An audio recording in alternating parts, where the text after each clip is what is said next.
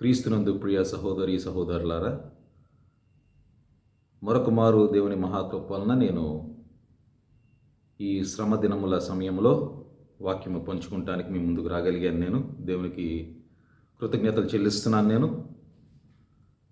గత వారము నేను మాట్లాడినప్పుడు ఈ లెంట్ సమయములో లేకపోతే శ్రమ దినముల్లో 3 విషయాల గురించి మనం ఎక్కువ ఆలోచిస్తూ ఉంటామని నేను మాట్లాడాను. ఆ 3 విషయాలు ఏంటంటే, ఒకటి ఉపవాసము, రెండవది ప్రార్థన, మూడవది దానములు చేయుట. నేను పోయిన ప్రసంగములో ఉపవాసం గురించి మాట్లాడాను. ఈరోజు ప్రార్థన యొక్క ప్రాముఖ్యత గురించి నేను మీతో పంచుకుందాం అనుకుంటున్నాను. యేసుక్రీస్తు వారు ఏ విధముగా ప్రార్థనా శక్తి ద్వారా శోధనను ఎదుర్కొన్నారో, అపవాదిని ఏ విధముగా అయితే వెళ్ళగొట్టగలిగారో మనం ఈరోజు ధ్యానం చేద్దాం. నాతో పాటు లూకాసు వార్త 4వ అధ్యాయము 1-13 వచనాలు చూడండి. లూకాసు వార్త 4వ అధ్యాయం 1-13 వచనాల్లో మనం చదివినట్లయితే, యేసు పరిశుద్ధాత్మ పూర్ణుడై యోర్దాను నది నుండి తిరిగి వచ్చి 40 దినములు ఆత్మచేత అరణ్యములో నడిపింపబడి అపవాది చేత శోధింపబడుచుండెను. ఆ దినములలో ఆయన ఏమీయూ తినలేదు. అవి తీరిన తరువాత ఆయన ఆకలి గొనగా అపవాది, నీవు దేవుని కుమారుడు అయితే రొట్టె అగునట్లు ఈ రాతితో చెప్పుమని ఆయనతో చెప్పెను. అందుకు యేసు, మనుష్యుడు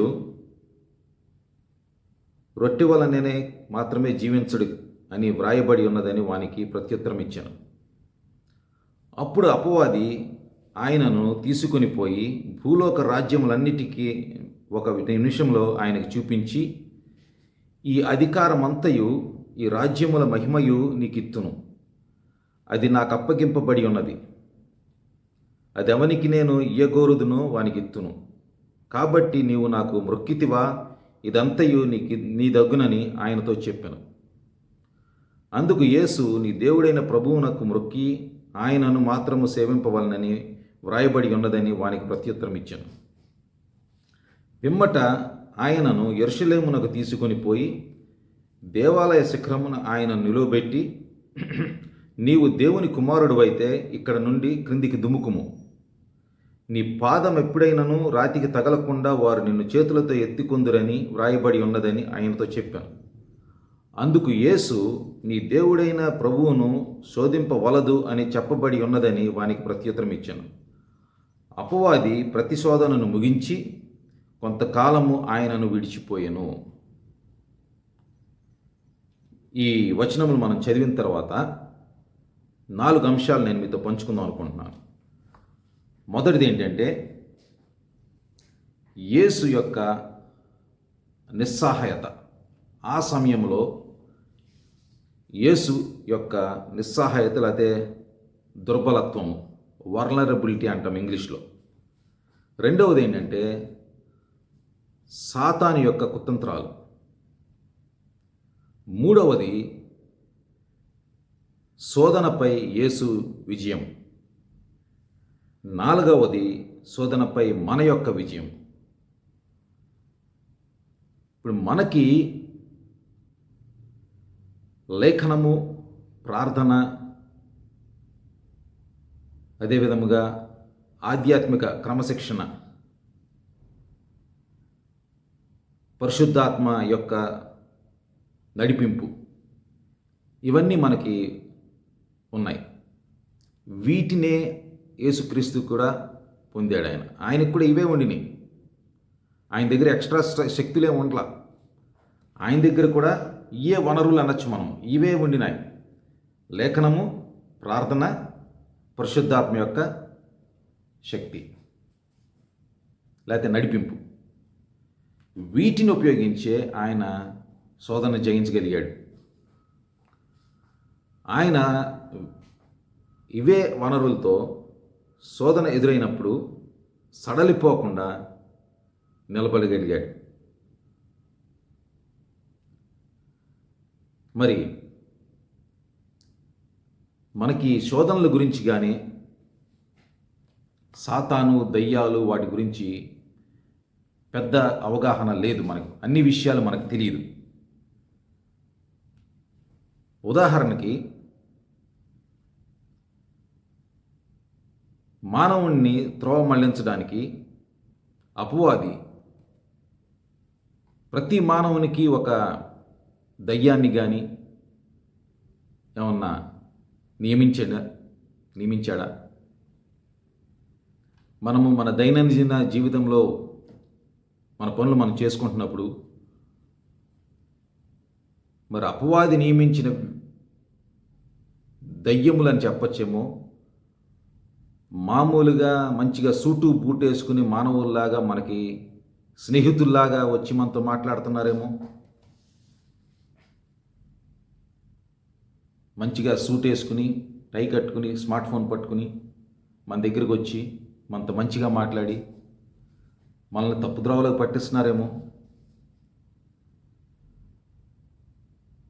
ఎందుకంటున్నానంటే మన విరోధి అయిన అపవాది గర్జించు సింహం వలె ఎవరిని మింగుదామా అని వెదుగుచూ తిరుగుచున్నాడు. ఎలాంటి అవతారంలో వస్తాడో, ఏ విధముగా వస్తాడో అపవాది మనకు తెలియదు. కానీ మన మీద ఎప్పుడు కూడా అటాక్ చేద్దామని చూస్తూ ఉంటాడు. మనల్ని ఎలాగ త్రోవ మళ్ళిద్దామని చూస్తూ ఉంటాడు అపవాది.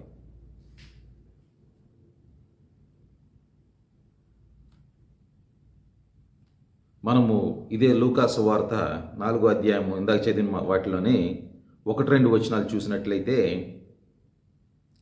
యేసు పరిశుద్ధాత్మ పూర్ణుడై యోర్దాను నది నుండి తిరిగి వచ్చి 40 దినములు ఆత్మచేత అరణ్యములో నడిపింపబడి అపవాది చేత శోధింపబడుచుండెను. ఆ దినములలో ఆయన ఏమీయూ తినలేదు. మనము ఈ సువార్తలు చదివేటప్పుడు పాత నిబంధనని కూడా మనము పరిగణలోకి తీసుకోవాలి. పాత నిబంధనలో చిత్రీకరించిన లేకపోతే చెప్పిన విషయాలన్నీ కూడా క్రొత్త నిబంధనలో మనకి మరి ప్రతిబింబిస్తూ ఉంటాయి, ప్యారలల్గా కనపడుతూ ఉంటాయి మనకి. ఉదాహరణకు ఆదికాండంలో ప్రభువు ఆదాము అవ్వని ఆశీర్వదించిన వెంటనే సాతాను ప్రత్యక్షమవుతూ మనం చూస్తున్నాం. సర్పం రూపంలో వచ్చాడు. ఇక్కడ లూకా సువార్త 3వ అధ్యాయం చదివినప్పుడు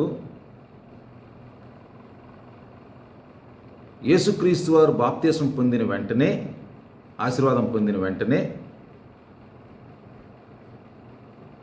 అపవాది మళ్ళీ ప్రత్యక్షమవుతూ మనం చూస్తున్నాం. ఏదైనా వనములో సాతాను సంభాషణ మానవ జాతికి నష్టం కలుగు చేసింది. కానీ అరణ్యములో యేసుక్రీస్తు వారితో సాతానుతో జరిగిన సంభాషణ అలాంటి పరిణామాలకు దారితీయలేదు. ఇదొక్కటే కాదు, ఇజ్రాయేలీయులు కూడా అరణ్యంలో సంచరించడం మనం చూస్తున్నాం. ఎర్ర సముద్రం నుండి వారు నడిపించిన తర్వాత ఇజ్రాయేలీయుల్ని వాగ్దాన ప్రదేశంలో అడుగు పెట్టక ముందు ఆ ప్రదేశాన్ని వెళ్ళి తీసుకోమని చెప్పినప్పుడు వాళ్ళు తిరస్కరించారు. వెళ్ళటానికి ఇష్టపడలేదు, భయపడ్డారు. 40 సంవత్సరాలు అరణ్యంలో తిరగాల్సి వచ్చింది. ఇక్కడ కూడా యేసుక్రీస్తు వారు 40 రోజులు అరణ్యంలో ఉపవాసం ఉండటం మనం చూస్తున్నాం. అపవాది ఇలాంటి చాయిసెస్ యేసుక్రీస్తు వారు ముందు పెట్టినప్పుడు యేసుక్రీస్తు వారు తండ్రి యొక్క, దేవుని యొక్క మాట చొప్పున నిలబడ్డాడు, కానీ వెనక్కి తిరగలేదు. యేసుక్రీస్తు వారు చరిత్రని తిరిగి రాయటం మనం చూస్తున్నాం. మరి మొదటి విషయానికి వద్దాం మనము. జీసస్ వల్నరబిలిటీ అంటే యేసు దుర్లభత్వము లేక నిస్సహాయత. మీరు కొంచెము నా తెలుగు గురించి నన్ను క్షమించాలి, ఎందుకంటే నేను చిన్నప్పటి నుండి ఇంగ్లీష్ మీడియంలోనే చదువుకున్నాను. ఇప్పుడు కూడా ఇంగ్లీష్ ప్రొఫెసర్గా నేను ఉద్యోగం చేస్తున్నాను ఇక్కడ విశ్వవిద్యాలయంలో. నా తోటి ఉద్యోగస్తులందరూ కూడా వేరు వేరు దేశాల నుండి వచ్చిన వాళ్ళు ఉన్నారు. సో ఆ ఉద్యోగంలో కూడా నేను ఇంగ్లీష్లోనే ఎక్కువ మాట్లాడుతూ ఉంటాను. ఇలాగా వాక్యం పంచుకునేటప్పుడే లేదా కొన్ని సందర్భాల్లో మన తెలుగు వారిని మనం కలిసినప్పుడే నేను తెలుగులో మాట్లాడటం జరుగుతుంటుంది. కాబట్టి మీరు నన్ను మరి కొంచెము నా తెలుగు బాగోకపోతే నన్ను క్షమించాలి మీరు. మనము ఈ జీసస్ వల్నరబిలిటీ చూద్దాం. ఆయన యొక్క దుర్బలత్వం ఇక్కడ మనము చూసినట్లయితే అరణ్యంలో మొదటిగా ఆయన 40 రోజులు ఉపవాసం ఉండేది కనుక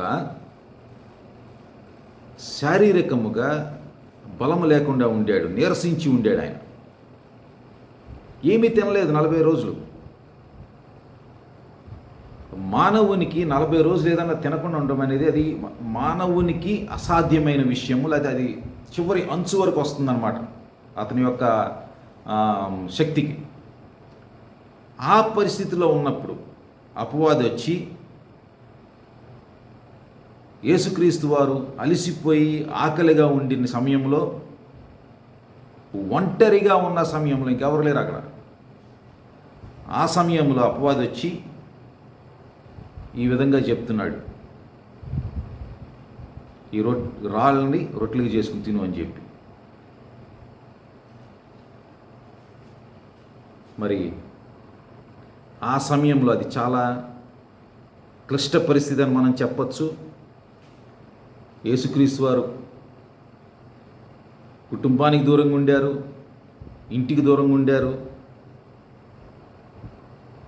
ఒంటరిగా ఉన్నారు, ఆకలిగా ఉన్నారు, దప్పికగా ఉన్నారు, బలహీనముగా ఉండారు శారీరకంగా. ఆ సమయంలో వచ్చి ఇది చెప్పినప్పుడు ఆయన అపవాదిని తోసిపుట్టడం మనం చూస్తున్నాము, ఆయన చెప్పిన ప్రత్యుత్తరము ద్వారా. రెండవదిగా మనం చూసినట్లయితే సాతాను యొక్క కుతంత్రాలు అనొచ్చు. మొదటిది యేసుక్రీస్తు వారి యొక్క నిస్సహాయత లేకపోతే దుర్బలత్వం అయితే, రెండవది సాతాను యొక్క కుతంత్రాలు. మనము లూకాసు వార్త 4:3-4 చూసినట్లయితే, అపవాది నీవు దేవుని కుమారుడు అయితే రొట్టె అగునట్లు రాతితో చెప్పుమని ఆయనతో చెప్పాను. అందుకు యేసు మనుష్యుడు రొట్టె వలన మాత్రమే జీవించడు అని వ్రాయబడి ఉన్నదని వానికి ప్రత్యుత్తరం ఇచ్చాను.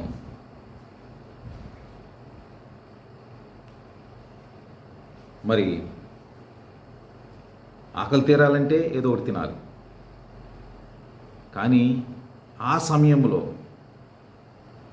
ఆయన చెప్పిన జవాబు చూడండి, యేసు మనుష్యుడు రొట్టె వలన మాత్రమే జీవించడు అని వ్రాయబడి ఉన్నదని వానికి ప్రత్యుత్తరం ఇచ్చాను. వాక్యము ద్వారా అపవాదిని జయించడము, లేకపోతే అపవాదికి సమాధానం చెప్పడం మనం చూస్తున్నాం. ఈ కాలంలో కూడా అపవాది మనల్ని ఈ విధంగానే మభ్యపెడుతూ ఉంటాడు, లేకపోతే శోధిస్తూ ఉంటాడు. మనకి ఎక్కువ ఆహారం ఇచ్చేసి కూడా మనల్ని శోధిస్తూ ఉంటాడు. మన తినము కూడానే ఆహారాన్ని ఇచ్చి మనల్ని శోధిస్తూ ఉంటాడు. ఒక పక్కన ఆకలిగా కొంతమంది చనిపోతుంటే మనకి ఎక్కువ ఇచ్చేసి మనల్ని శోధిస్తూ ఉంటాడు. ఆహారమే కాదు, మంచి దుస్తులు అవ్వచ్చు, మంచి ఇల్లు అవ్వచ్చు, కారు అవ్వచ్చు, ఇవన్నీ ఇచ్చి మనల్ని శోధిస్తూ ఉంటాడు అపవాది. వీటన్నిటి వల్ల తప్పులేదు, కానీ వీటన్నిటి వల్ల మనము దేవునికి దూరం అయ్యే అవకాశం ఉంది. ఉదాహరణకి మంచి కొత్త కారు కొనుక్కోవాలనిపించింది మనకి. అది కొనుక్కోవడానికి ఏం చేస్తాం మనము? బ్యాంక్లో లోన్ తీసుకోవడం ఏదో చేస్తాం. ఆ లోన్ క్లియర్ చేయడానికి బహుశా ఎక్కువసేపు పని చేయాల్సి రావచ్చు, మనం ఓవర్ టైం చేయాల్సి రావచ్చు. అలా చేయడం ద్వారా ఏమవుతుంది? దేవునికి కేటాయించాల్సిన సమయం కేటాయించలేకపోతున్నాము. కుటుంబానికి కేటాయించాల్సిన సమయం కుటుంబానికి కేటాయించలేకపోతున్నాము. ఈ విధముగా మనల్ని దారి మళ్లించే అవకాశం చాలా ఉంది. కనుక మనము ఏ వ్యక్తి అయినా సరే మన దగ్గరికి వస్తున్నప్పుడు ఆ వ్యక్తి ఏ విధంగా మనతో మాట్లాడుతున్నాడు అవన్నీ మనం గమనించి యేసు ఏ విధంగా అయితే చెప్పగలిగాడు ఆ విధంగా మనం కూడా చెప్పగలగాలి. ఆహారం ఒక్కటే కాదు ఉపవాసం అంటే, మిగతా విషయాల్లో కూడా మనము కంట్రోల్లో ఉండగలగాలన్నమాట. అలా లేకపోతే కొన్ని సందర్భాల్లో మన ఇంటిగ్రిటీ అంటాం, మన చిత్తశుద్ధి లేదా సమగ్రత కోల్పోయే అవకాశం కూడా ఉంది. రెండవదిగా చూసినట్లయితే ఇదే నిస్సహాయత పరిస్థితి మనం అపవాది ఏం చేశాడంటే యేసుక్రీస్తు వారికి, అదే లూకా 4:5-8 వచనాలు చూస్తే 5 నుండి 8 వచనాలు.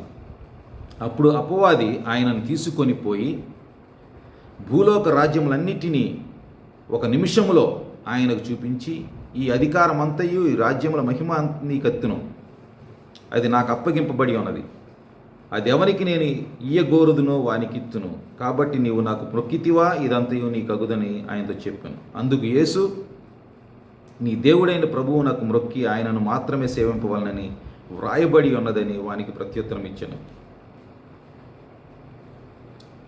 మరి సాతాను ఇప్పుడేంటి, ఈ రాజ్యాలన్నీ చూపిస్తున్నాడు.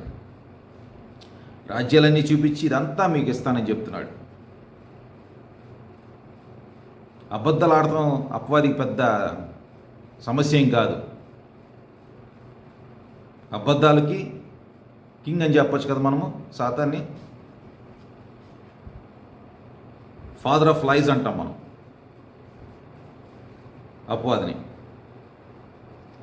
కానీ ప్రభువైన యేసుక్రీస్తు వారిని తండ్రి అయిన దేవుడు ఈ లోకాన్ని పరిపాలించడానికి కాదు కానీ పరలోక రాజ్యాన్ని స్థాపించడానికి పంపించాడన్న విషయము యేసుక్రీస్తు వారు మర్చిపోలేదు. ఈ లోకంలో రాజ్యం స్థాపించడం కాదు కానీ పరలోక రాజ్యాన్ని స్థాపించడానికి యేసుక్రీస్తు వారు ఇక్కడికి వచ్చారు. అందుకనే ఈ రాజ్యాలన్నీ చూపించినప్పుడు కూడా ఆయన వాక్యం ద్వారానే ప్రత్యుత్తరం ఇస్తూ మనం చూస్తున్నాము. మనల్ని కూడా అపవాది దేవుని రాజ్యంలోకి వెళ్లకుండా మనల్ని శోధించే అవకాశం ఉంది. నువ్వు నా మాట వింటే నేను ఎంత గొప్పవాడిని చేస్తాను, నీకెంత పలుకుబడి వస్తుంది, నువ్వు చాలా సుఖంగా జీవిస్తావు, ఇవన్నీ చెప్తూ ఉంటాడు. కానీ మనం గమనించాల్సింది ఏంటంటే దేవుని చిత్త ప్రకారము, దేవుని సమయం ప్రకారము ఆయన ఎప్పుడు మనకి మంచే చేస్తాడు కానీ మన పట్ల ఎటువంటి చెడు సంకల్పం ఆయనకు ఉండదు. తర్వాత మనం ఏం చూస్తున్నాం, అపవాది ఇంకేం శోధించాడు, చివరిగా పిమ్మట ఆయనను యెరూషలేమునకు తీసుకొని పోయి దేవాలయ శిఖరమున ఆయనను నిలువబెట్టి, నీవు దేవుని కుమారుడు అయితే ఇక్కడి నుండి క్రిందికి దుముకుము, నిన్ను కాపాడుటకు నిన్ను గూర్చి తన దూతలకు ఆజ్ఞాపించును, నీ పాదం ఎప్పుడైనాను రాతికి తగలకుండా వారు నిన్ను చేతులతో ఎత్తికొందురని వ్రాయబడి ఉన్నదని ఆయనతో చెప్పాను. అందుకు యేసు, నీ దేవుడైన ప్రభువును శోధింపవలదు అని చెప్పబడి ఉన్నదని వానికి ప్రత్యుత్తరం ఇచ్చాను.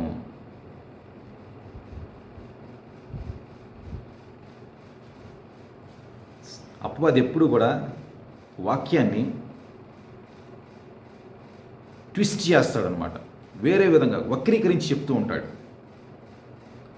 అవ్వకు కూడా అదే పని చేశాడు ఏదైనా వనంలో. నిజంగానే దేవుడు ఇలా చెప్పాడా అని అడిగాడు, ఇంకా అనుమానం పెట్టేశాడు. ఇక్కడ కూడా ఇలాగే వక్రీకరించి అడుగుతున్నాడు అన్నమాట, చెప్తున్నాడు. దేవుడిచ్చే కాపుదల నుండి మనము దాన్ని ఎప్పుడు కూడా తప్పు వాటికి ఉపయోగించకూడదు. మనం కూడా ఏదో విచ్చలవిడిగా తిరిగి చేయకుండా పనులన్నీ చేసేసి దేవుడే కాపాడతాడనుకుంటే అది జరిగే పని కాదు. మన యొక్క శరీరాలని మనము మాదక ద్రవ్యాలు లేకపోతే మద్యపానం ద్వారా పాడు చేసేసుకుంటే,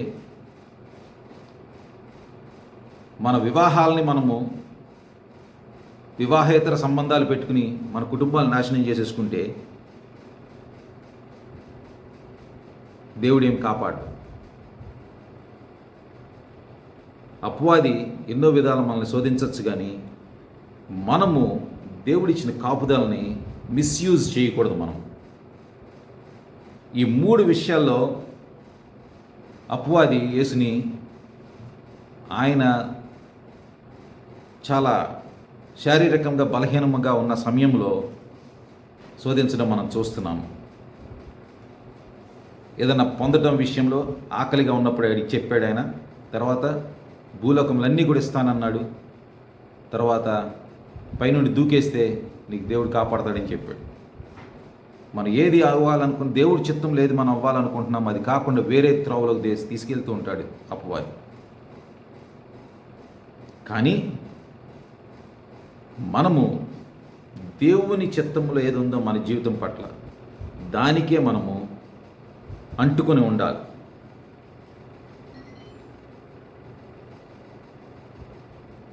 ఇక్కడ మనం గమనించినట్లయితే అక్కడ ఆదాము అవ్వ మోసపోయారు, కానీ ఇక్కడ యేసుక్రీస్తు వారు సాతాన్ని ముఖాముఖిగా చూసి ఈ లోకంలో ఈ జీవితంలో ఆహారంకైనా ముఖ్యమైనది ఉంది, పాపులారిటీ లేకపోతే పవర్ కన్నా ముఖ్యమైనది ఉంది, దేవుని చిత్తము తండ్రి యొక్క చిత్తం నెరవేర్చడమే నాకు ముఖ్యమని చెప్పడం చూస్తున్నాం.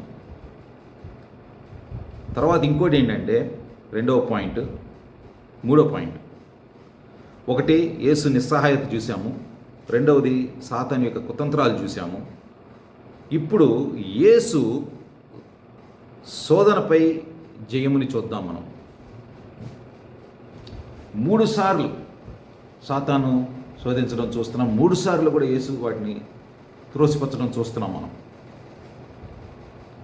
అది కేవలం యేసుక్రీస్తు వారికి మరి మానవేతర శక్తులు ఉన్నాయి కాబట్టి, సూపర్ న్యాచురల్ శక్తి పవర్ ఉంది కాబట్టి అలా చేసాడు అనుకోవడం తప్పు మనం. ఎందుకంటే ఆయన ఈ లోకంలో వచ్చినప్పుడు మనలాగానే వచ్చాడు, మానవునిగానే వచ్చాడు. అది మనం తెలుసుకోవాలంటే హెబ్రీయులకు రాసిన పత్రిక 2వ అధ్యాయం 16వ వచనం చూద్దాం. హెబ్రీయులకు రాసిన పత్రిక 2వ అధ్యాయం 16వ వచనంలో, ఏలయనగా ఆయన ఎంత మాత్రమును దేవదూతల స్వభావమును ధరించుకొనక అబ్రహాము సంతాన స్వభావమును ధరించుకొని ఉన్నాడు. 2:18 చూద్దాం. తాను శోధింపబడి శ్రమ పొందెను గనుక శోధింపబడి వారికి సహాయము చేయగలవాడై ఉన్నాడు. ఆయనకి ఏదో ఎక్స్ట్రా శక్తులు ఉన్నాయి కాబట్టి ఆయన పాపం చేయలేదు క్వశ్చన్ కాదు అక్కడ. ఆయన ఆధ్యాత్మికంగా సొంతని బలపరుచుకున్నాడు, బలపరుచుకుని శోధనలు ఎదుర్కొన్నాడు ఆయన. మనము కూడా ఆయనలాగా జీవించి మనము కూడా అలాంటి శక్తుల్ని పొంది శోధనలు ఎదుర్కోవాలి మనం. మరొకసారి ఈ మొదటి వచనం చూద్దాం. లూకా 4:1. యేసు పరిశుద్ధాత్మ పూర్ణుడై యోర్దాను నది నుండి తిరిగి వచ్చి 40 దినములు ఆత్మచేత అరణ్యములో నడిపింపబడి అని ఉంది చూడండి. అంటే ఆయన అరణ్యంలోకి వెళ్ళక ముందే ఆత్మచే నింపబడి ఉన్నాడు. ఆయన ముందుగానే ఆయనలో పరిశుద్ధాత్మ శక్తి ఉంది, ఆత్మశక్తి ఉందన్న విషయం మనం గ్రహించాలి. ఆయన మరి అరణ్యంలోకి వెళ్ళిన వెంటనే ఏం చేశాడు? ఆయన ఆహారానికి మిగతా వాటన్నిటికి దూరంగా ఉండి కేవలము దేవుని మీదే ఆయన యొక్క ధ్యానము ఉంచాడు అన్నమాట. ఆయన ఆలోచనలన్నీ కూడా ఉంచాడు, తండ్రి వైపుకే ఆయన ఆలోచనలన్నీ కూడా ఉంచాడు. ఆయన తండ్రితో ఆయన యొక్క సంబంధాన్ని ఇంకా బలపరుచుకున్నాడు. ఆయన లేఖనముల ధ్యానం చేయటం మనం గమనిస్తున్నాం. అపవాది మరి ఈయన్ని శోధించినప్పుడు ఆయన చేతులేమి పరిశుద్ధ గ్రంథంగానేమి ఉండలేదు, అంతా కూడా ఆయన గుర్తుపెట్టుకుని ఉండాడు. అంతా ఆయన మైండ్లోనే ఉంది, ఆయనకు అంత గుర్తుంది. వెంటనే ఆయన చెప్పగలిగాడు. మనము కూడా ఆ విధంగానే లేఖనములలో కూడా మనకి పట్టుండాలి. మరి ఎవరితో మాట్లాడాడు ఆయన అరణ్యంలో? తండ్రి అయిన దేవునితో మాట్లాడుతాం మనం చూస్తున్నాం. అక్కడ ఇంకెవరు ఉండలేదు మాట్లాడతాం. మరి అలాంటి పరిస్థితుల్లో ఎవరు లేని ప్రదేశంలోకి వెళ్ళి చక్కగా ప్రార్థన చేసుకోవడం గమనిస్తున్నాం మనము. మరి మనము కూడా ఆ విషయం నేర్చుకుని మనము కూడా సమయాన్ని కేటాయించుకుని మనకి ఇష్టమైన వాటికి దూరంగా ఉండే అవసరమైతే ఆ సమయాన్ని తండ్రి అయిన దేవుని వైపు మనము మన యొక్క ఆలోచనలు పెట్టుకుని ముందుకు సాగటానికి మనము శోధనలు జయించడానికి ప్రయత్నం చేయాలి.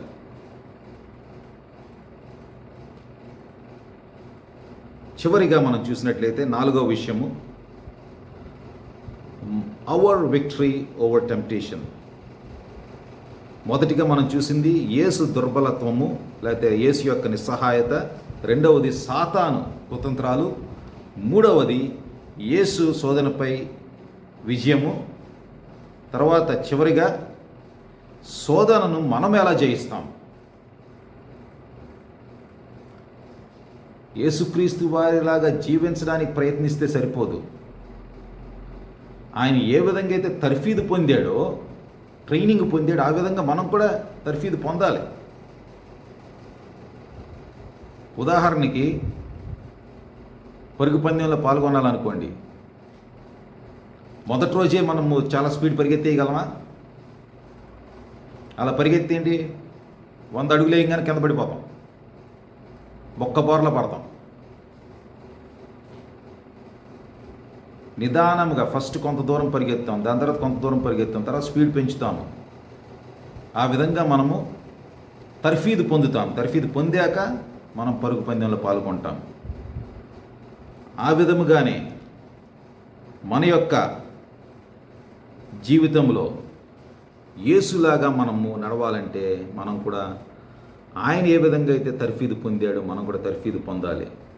ఆయన ఏ విధంగా అయితే దేవుని యొక్క శక్తిని పొందాడో మనం కూడా ఆ విధంగానే శక్తిని పొందాలి. ఏ విధంగా అయితే ఆయనకి ఇష్టమైన వాటన్నిటిని కూడా పక్కన పెట్టి దేవుని మీదకి కేంద్రీకరించాడు, ఆలోచనలన్నీ కూడా ఫోకస్ చేసుకున్నాడు, ఆ విధంగా మనం కూడా చేసుకోగలగాలి. ఉదాహరణకి నేనే ఉన్నాను. నాకు కార్ డ్రైవ్ చేస్తున్నప్పుడు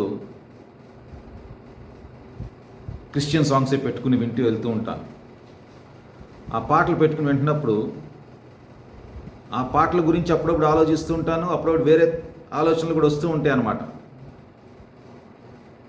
అదే కనుక రేడియో ఆపేసుకుని, ఆ పాటలు పెట్టుకోవడం ఆపేసుకుని, ఆ డ్రైవ్ చేస్తున్న సమయం కూడా దేవుని గురించే నేను ఆలోచిస్తూ ఉన్నాను అనుకోండి, మరి నాకు కూడా దేవుని యొక్క ఆ బలము లేకపోతే శక్తి లభించే అవకాశం ఉంది. ఆయనతో ఎక్కువ నాకు సంబంధం ఏర్పడే అవకాశం ఉంది. ఆయన యొక్క స్వరము నేను వినే అవకాశం ఉంది ఏ పని చేస్తున్నా సరే. అప్పుడు అరణ్యములో అపవాదిని ప్రభువైన యేసుక్రీస్తు వారు ఎదుర్కొన్నారు. లేఖనముల ద్వారా విషయాలు చెప్పి అపవాదిని త్రోసిపుచ్చడం చూస్తున్నాము. చివరిగా కూడా మనం చూసినట్లయితే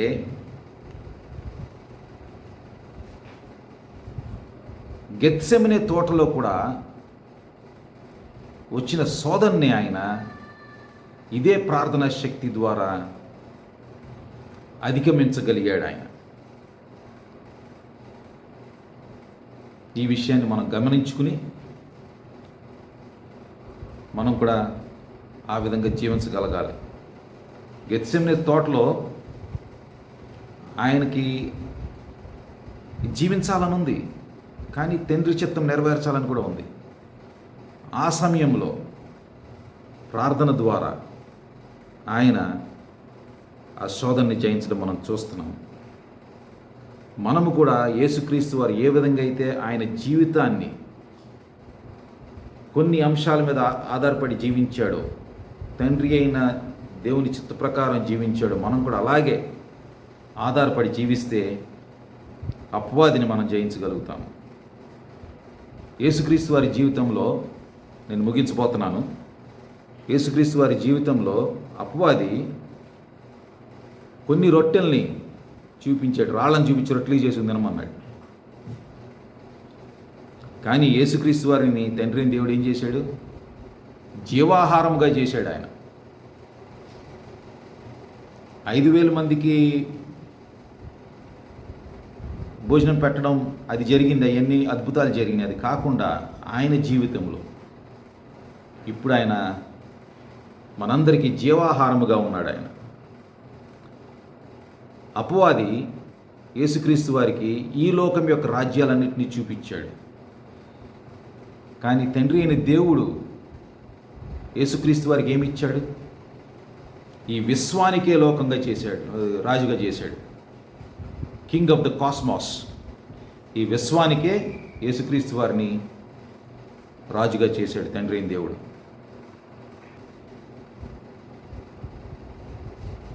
ఆలయం శిఖరం మీద నుండి దూకి దేవదూతలు పట్టుకుంటారని చెప్పినప్పుడు ఆ పని యేసుక్రీస్తు వారు చేయలేదు. అలా చేయనప్పుడు తండ్రి అయిన దేవుడు ఏం చేశాడు? యేసుక్రీస్తు వారు శిలువ మరణం పొందిన తర్వాత, భూదిగంతముల వరకు వెళ్ళిన తర్వాత, అక్కడి నుండి యేసుక్రీస్తు వారిని లేవనెత్తి తండ్రి అయిన దేవుడు మహిమపరిచాడు. మనము కూడా మరి ప్రియ సహోదరి సహోదరులారా, కేవలం యేసుక్రీస్తు వారిలాగా జీవించడానికి ప్రయత్నించడం కాకుండా తర్ఫీదు పొందితే, మనము కూడా లేఖనముల ద్వారా మనము జీవించగలిగితే, మనకున్న వనరులు ఏవైతే ఉన్నాయో వాటన్నిటినీ మనం ఉపయోగించుకుని యేసుక్రీస్తు జీవించిన విధంగా మనం కూడా జీవించగలిగితే, తండ్రి అయిన దేవుడు మనకి ఏ ఉద్దేశించి ఉంచాడో, ఈ లోకంలో మనం చేయటానికి ఆయన ఏమి ఉద్దేశించాడో అవి మనం నెరవేర్చగలుగుతాం. ఈ విషయాల్ని మనం ముఖ్యంగా ఈ శ్రమ దినాల్లో మనం గుర్తుంచుకుందాము. దేవుడి వాక్యాన్ని దీవించునుగాక.